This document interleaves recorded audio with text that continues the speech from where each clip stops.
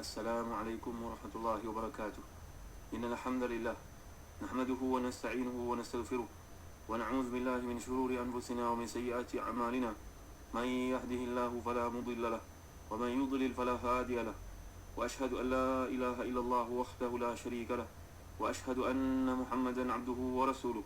Ya ayyuhalladzina amanu taqullaha haqqa tuqatih wa la tamutunna illa wa antum muslimun. يا أيها الناس اتقوا ربكم الذي خلقكم من نفس واحدة وخلق منها زوجها وبث منهما رجالا كثيرا ونساء واتقوا الله الذي تساءلون به والأرحام إن الله كان عليكم رقيبا يا أيها الذين آمنوا اتقوا الله وقولوا قولا سديدا يصلح لكم أعمالكم ويغفر لكم ذنوبكم ومن يطع الله ورسوله فقد فاز فوزا عظيما أما بعد. Saudara penerbit bersama Hadi Syarudin, saya mendengar ini Allah sekalian. Alhamdulillah, bersyukur kita kepada Allah Subhanahu Wa Taala. Dan kita masih lagi membincangkan tentang ayat yang ke-10, ke-11 dan 12 daripada surah Ghafir. Iaitu firman Allah Subhanahu Wa Taala, A'udzubillahi minasyaitonir rajim. Innal ladzina kafaru yunadawna lamaqtullahi akbaru min maqtikum anfusakum istud'auna ila al-iman fatakfurun. Istud'auna ila al-iman fatakfurun. قالوا ربنا أمتنا اثنتين وأحييتنا اثنتين فاعترفنا بذنوبنا فهل إلى خروج من سبيل ذلكم لأنه إذا دعي الله وحده كفرتم وإن يشرك به تؤمنوا فالحكم لله العلي الكبير. Sungguhnya orang-orang kafir kepada mereka pada hari kiamat diserukan, sungguh jauh lebih besar daripada kebencianmu terhadap diri kamu sendiri ketika kamu diseru untuk beriman lalu kamu ingkarinya. Mereka menjawab, wahai Tuhan kami, engkau telah matikan kami 2 kali dan menghidupkan kami 2 kali pula. Lalu kami mengakui dosa-dosa kami, maka adakah jalan bagi kami untuk keluar dari neraka ini? Yang demikian itu kerana sungguhnya kamu ingkari apabila disuruh untuk menyembah Allah. Dan jika Allah dipersekutukan, kamu percaya. Maka keputusan sekarang ini adalah Allah SWT yang maha tinggi lagi maha besar. Muslimin-muslimat ini mereka sekalian, satu pandangan daripada Sudi seperti disebut oleh Imam Qurtubi, bahawa kematian dimaksudkan dalam merujuk kepada kematian di dunia, bukannya kematian di alam roh. Kerana roh ni tidak mati. Roh ni diciptakan Allah Subhanahu Wa Taala, ataupun imani sekalipun sebelum ditiupkan roh itu tidaklah dipanggil kehidupan atau kematian. Kerana kematian dan kehidupan ni seperti yang Allah gambarkan, kaifa takfuruna billahi wa kuntum amwatan fa ahyakum summa yumitukum summa yuhyikum. Maut dan juga haya ni merujuk kepada 2 komponen, roh dan juga jasad. Selagi belum ada jasad, belum terbit ke muka bumi, belum lahir ke muka bumi, kematian itu tidak dianggap mati lagi, kata Imam Qurtubi. Betul juga pandangan ini. Kerana dari sudut urufnya, kematian tidak merujuk kepada satu perkara, melainkan dia telah lahir ke dunia, dah bernafas, dah hidup cukup anggota badannya. Kalau gitu bagaimana boleh masuk kematian 2 kali ni? Kata beliau, pandangan As-Suddi ni, iaitu mati selepas hidup di dunia. Seorang tu matilah, mati dengan sebab sudah tua ke, penyakit ke, aksiden ke. Selepas kehidupan ada kematian. Kemudian hidup semula di alam barzakh untuk disoal siasat, disoal dengan perkara-perkara tertentu. Kemudian mati dan hidup balik semula untuk mahsyar, yaumul mahsyar, untuk hari kiamat, masuki syurga ataupun neraka. Di sini juga merupakan satu hujah bagi setengah ulama untuk mengatakan adanya seksa kubur. Kerana seksa kubur ni merujuk kepada seksa yang dikenakan Allah SWT bukan kepada roh semata-mata, bahkan roh dengan jasad. Kerana roh itu, ada setengah ulama yang mengatakan dia tidak mati, tidak rosak, tidak rasa sakit, tapi yang mesti diseksa adalah roh dengan jasad sekaligus. Perbincangannya panjanglah muslim-muslimat. Bagaimana pula kalau orang tu mati lemas dalam laut, tak jumpa dimakan ikan, mati terbakar, hangus tubuhnya, langsung tak dapat jumpa, di 4 bangunan, berapa ramai yang tidak jumpa. Ini semua ilmu yang kita tidak tahulah muslim-muslimat sekalian. Memadailah untuk tergambarkan Allah SWT Maha berkuasa untuk menghimpunkan manusia ini semula dengan sekali seruan sahaja. Innama amruhu idza arada syai'an yaqulu lahu kun fayakun. Subhanalladzi amruhu bainal kafi wan nun. Maksudnya Allah SWT yang kehendaknya terletak pada kata-kata kun fayakun, jadi maka jadilah dia. Jadi orang-orang yang kafir ini, fa'tarafna bi dhunubina, mereka ni i'tarafu haitsu la yanfa'uhumul i'tiraf, mereka iktiraf dosa yang telah lakukan, menyesal bila sudah tidak berguna lagi penyesalan tersebut. Semua ini tidak dilayan oleh Allah Subhanahu Wa Taala lagi. Segala permintaan tersebut tidak lagi dapat dipenuhi kerana waktunya sudah pun tamat. Di hujung ayat ini Allah gambarkan sifatnya dengan fal hukmu lillahil aliyyil kabir. Allah Taala ni menyandang berbagai sifat yang kita pelajari dalam Asmaul Husna. Al-Ali dia berkata al-ulu, yang maksud bahawa Allah SWT ni bukanlah dalam arti ketinggian bersifat material, tinggi macam tinggi pokok kelapa ke, keberadaan pada satu tempat. Ahlu sunnah tidak mengatakan seperti itu, muslim-muslimat sekalian. Ada sebahagian ulama yang mendetailkan pengertian ketinggian ni, ketinggian zat, ketinggian kedudukan Allah Subhanahu Wa Taala. Ketinggian yang dimaksudkan adalah kesempurnaan yang memang dimiliki oleh Allah SWT dengan sifat-sifat terbaik pada Asmaul Husna itu. Ada pun ketinggian yang disebut zat, zatnya adalah kerana pengetahuan tentang siapa dia tidak terjangkau oleh akal kita, tidak terjangkau melainkan oleh Allah SWT sendiri. Sifat ni hanya sifat Allah SWT yang maha mengetahui, kerana dia yang mencakupi semua tempat. Allah SWT wujud sebelum semua yang lain mawujud ini wujud. Allah maha tinggi hingga tak dapat dijangkau, tidak serupa keadaannya dengan lain, laisa kamitslihi syai', tidak dapat dikalahkan oleh siapa, bahkan tidak ada sekutu baginya, dan tidak ada kedudukan yang serupa yang boleh mendekati kedudukan Allah SWT. Madailah begitu gambaran dikemukakan oleh para ulama ahlu sunnah. Manakala sifat kabir pula, setengah ulama pendapat bahawa kebesaran adalah keagungan dan kekuasaan.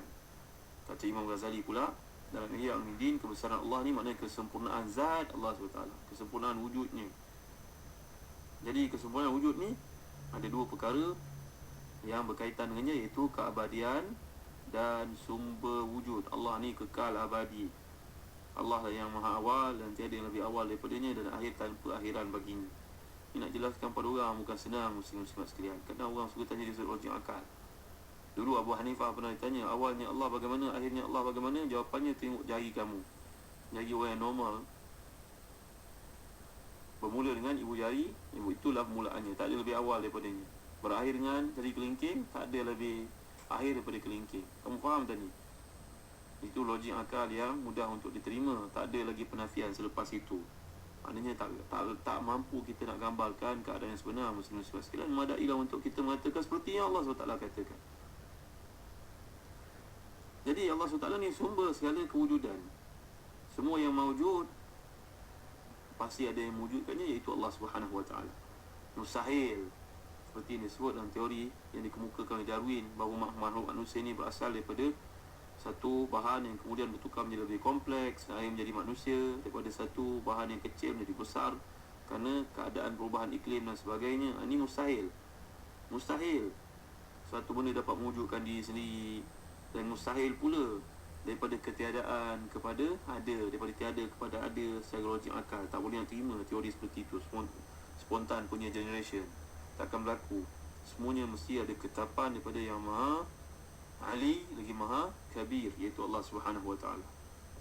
Muslim-muslimat ini mulia Allah sekalian, dalam fikiran seorang manusia tentulah memikirkan segala benda yang wujud depan mata, yang boleh kita pegang, yang tak boleh kita pegang, semuanya diwujudkan oleh Allah Subhanahu Wa Taala, dan itulah sumber segala kewujudan yang dapat kita saksikan atau kita tak saksikan, yang kita tahu pada hari ini. Jadi sifat Al-Kabir ni juga mencakupi makna ketiadaan, keperluan Allah SWT kepada sesuatu apapun, sehingga pada akhirnya tiada yang maha besar, yang maha berkuasa, maha diperlukan melainkan Allah Subhanahu Wa Taala. Segalanya kita perlukan Allah Subhanahu Wa Taala. Kerana dibincangkan dalam ilmu tauhid, muslim-muslimat mulia Allah sekalian, adalah kuliah-kuliah akidah untuk memahami sifat-sifat Allah Subhanahu Wa Taala, memahami akidah yang benar ini. Moga-moga kita dapat memahami maksud yang dikehendaki dalam ayat seperti ini. Kemudian datang ayat yang ke-14, ayat ke-13 14. A'udzubillahi minasyaitanirrajim.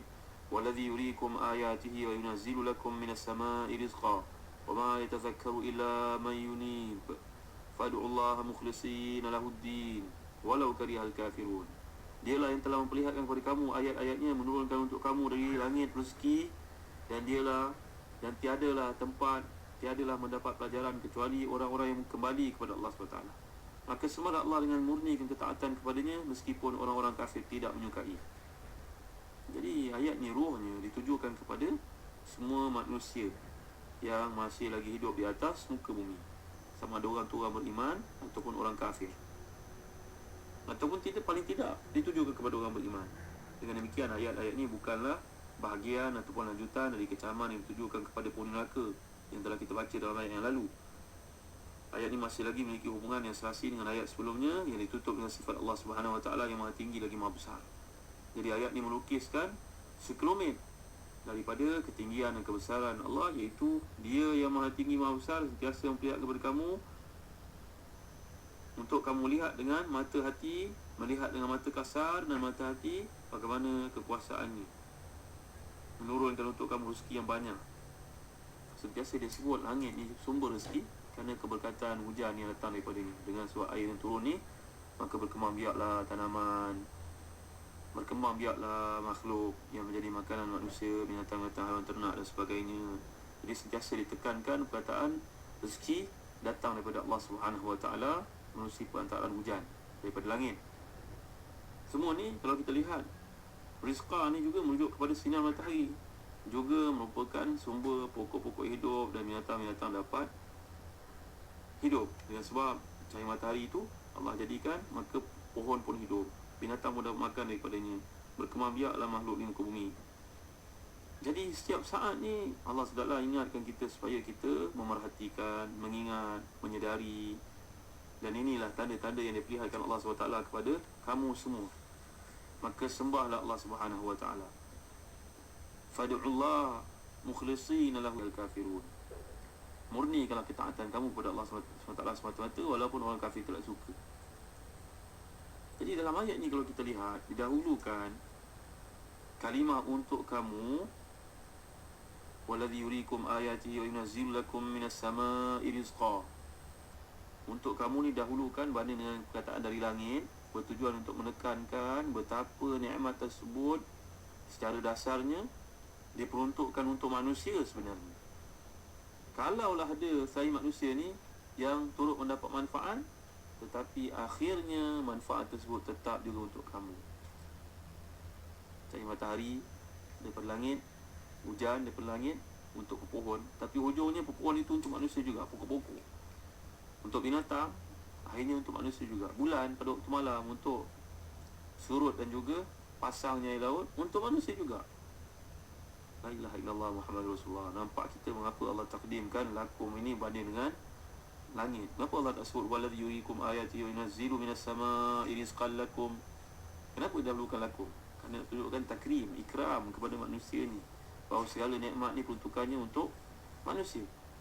Syekh Qutb bahkan mengatakan, beliau berpahaman bahawa bahkan Islam itu juga sebahagian daripada rezeki yang Allah turunkan dari langit. Maknanya rezeki yang Allah berikan ni bukan pada benda yang makan, minum, pakai, haiwan ternak semata-mata. Malahan rezeki ini juga menuju kepada agama yang membimbing kamu kepada kehidupan yang sejahtera. Itu juga sebahagian daripada rezeki. Maknanya tidak tertutup kemungkinan tersebut, kata Syekh Qutb dalam tafsirnya Fi Zilalil Quran. Jadi menurut beliau, ini maksudkan dengan menurunkan dari langit adalah dinampakkan Allah SWT dalam kenyataan yang tadinya gaib, yang tadinya tidak terlihat dalam jangkauan. Dan ini adalah selari dengan firman Allah SWT dalam surah Hijr ayat ke-21, wa min syai'in illa indana khaza'inu wa nunazziluhu illa biqadri ma'lum. Tidak ada sesuatu pun melainkan pada sisi kami lah khazanahnya, dan kami tidak menurunkannya melainkan dengan ukuran yang tertentu. Jadi ayat ini mengandungi bukti kekuasaan Allah SWT, keesaannya.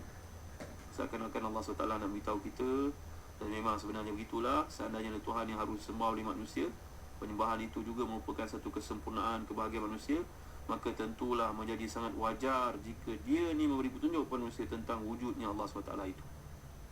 Jadi dengan nikmat ini memang sangat wajarlah manusia mengabdikan diri kepadanya, beribadah kepadanya.